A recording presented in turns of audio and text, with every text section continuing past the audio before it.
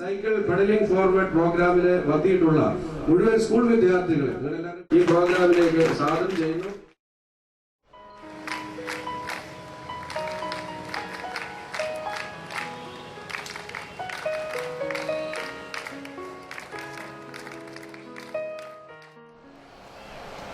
ഏറ്റവും ആദരണീയനായ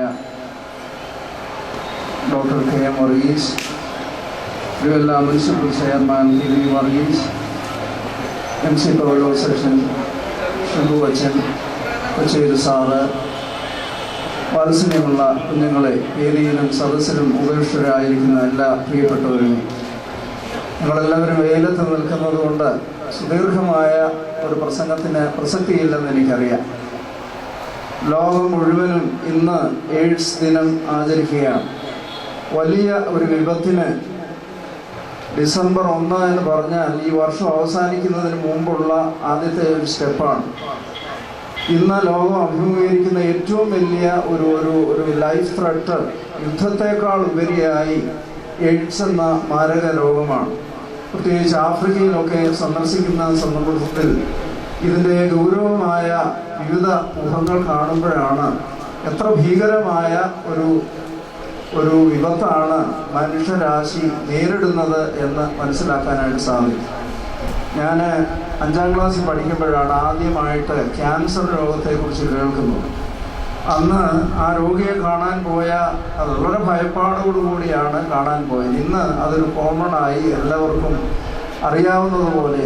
അതുപോലെയാണ് ഈ ഒരു നൂറ്റാണ്ടിൽ ആഫ്രിക്കയിലാണ് കണ്ടുപിടിച്ചതെങ്കിലും യൂറോപ്പിൻ്റെ ഒരു സംഭാവനയാണ് ഈ എയ്ഡ്സ് രോഗം.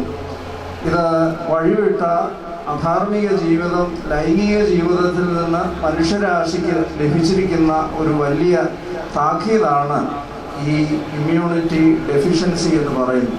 നമ്മുടെ സമൂഹത്തിലും വ്യക്തികൾക്കുമൊക്കെ ഈ പ്രതിരോധ ശക്തി നഷ്ടപ്പെട്ടുകൊണ്ടിരിക്കുകയാണ്.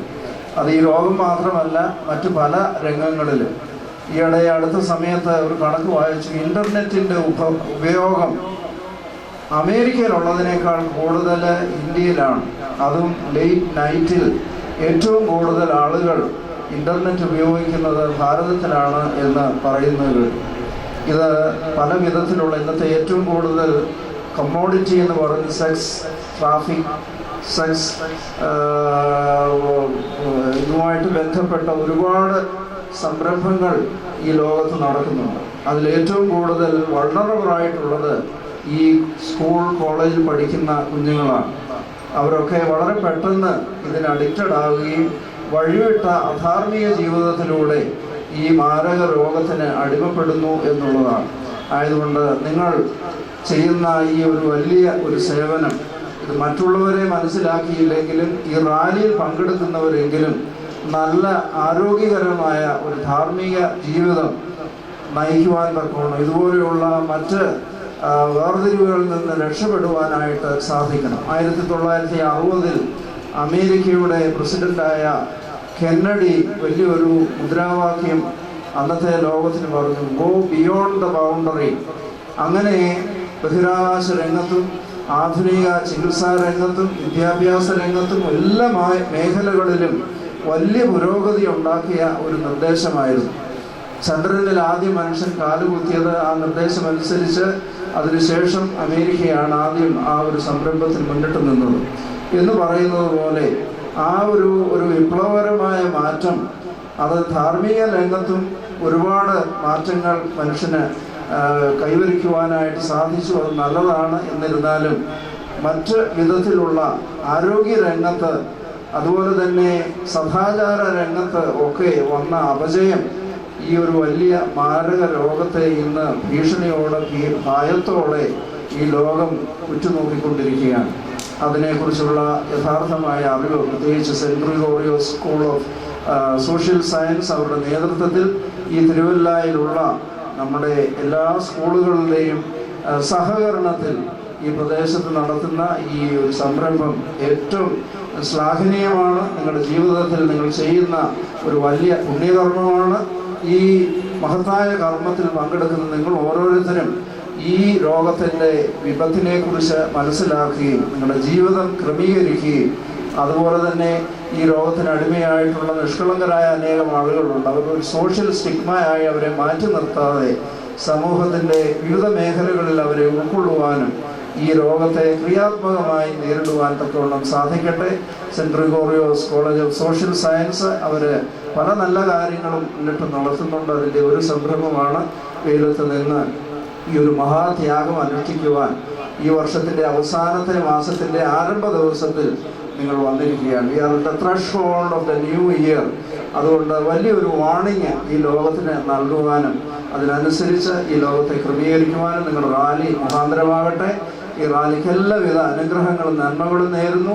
ഇതിനുമൂലം ഈ പങ്കെടുക്കുന്ന എല്ലാവർക്കും ജഗദീശ്വരൻ വേണ്ട അനുഗ്രഹങ്ങൾ നൽകട്ടെ എന്ന് പ്രാർത്ഥിച്ചുകൊണ്ട് ഒരിക്കൽ കൂടി എല്ലാവർക്കും എല്ലാ നന്മകളും നേർന്നുകൊണ്ട് ഞാൻ എൻ്റെ വാക്ക് ഉപസംഹരിക്കും.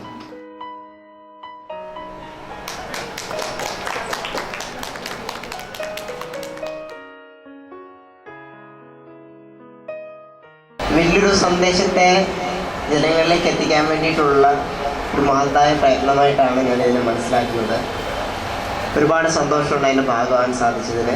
Thank you very much. World AIDS day ആചരിക്കുന്നതിൻ്റെ പ്രാധാന്യം വളരെ പ്രധാനപ്പെട്ടതാണ്. കാരണം എന്ന് വെച്ചാൽ ഇങ്ങനെയുള്ള അവയർനെസ് പ്രോഗ്രാംസ് വെച്ചിട്ട് ശരിക്കും 2000 ആണ്ടും ഇപ്പോഴും നമ്മൾ കമ്പയർ ചെയ്ത് കഴിഞ്ഞാൽ ഈ പുതിയതായിട്ട് എയ്ഡ്സ് വരുന്ന ആൾക്കാരുടെ എണ്ണത്തിൽ 35% കുറവ് വന്നിട്ടുണ്ട്.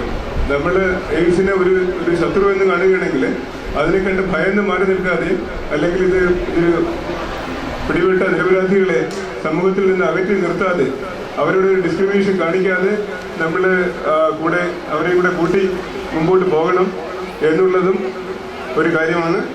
ജീർണിക്കുന്ന ഒരു സമൂഹത്തിൽ ധാർമ്മിക ബോധത്തോടെ ജീവിക്കുവാൻ പരിശുദ്ധനായ പരിമല തിരുമേനിയുടെ തൃക്കരങ്ങളാൽ സ്ഥാപിതമായ ഈ പുണ്യഭൂമിയിൽ ആരംഭിക്കുന്ന ഈ സൈക്കിൾ റാലിക്കും എയ്ഡ്സ് ബോധവൽക്കരണ പരിപാടിക്കും എല്ലാ ആശംസകളും നേർന്നുകൊണ്ട് എൻ്റെ വാക്കുകൾ ചുരുക്കും. ഇവിടെ വന്ന് ചേർന്ന് നമ്മളെ അനുഗ്രഹിക്കുകയും ഈ വേദി ധന്യമാക്കി തീർക്കുകയും ചെയ്ത അഭിമന്യ മാത്യൂസ് മാർ തിമോത്തിയോസ് തിരുമേനിക്ക് saint Gregorios college of social സയൻസിന്റെയും സെന്റ് ഗ്രിഗോറിയോസ് ഹോസ്പിറ്റലിന്റെയും എല്ലാ കുടുംബങ്ങളുടെയും പേരിൽ നന്ദി അങ്ങയുടെ തൃപ്പാദങ്ങളിൽ സമർപ്പിച്ചുകൊള്ളുന്നു.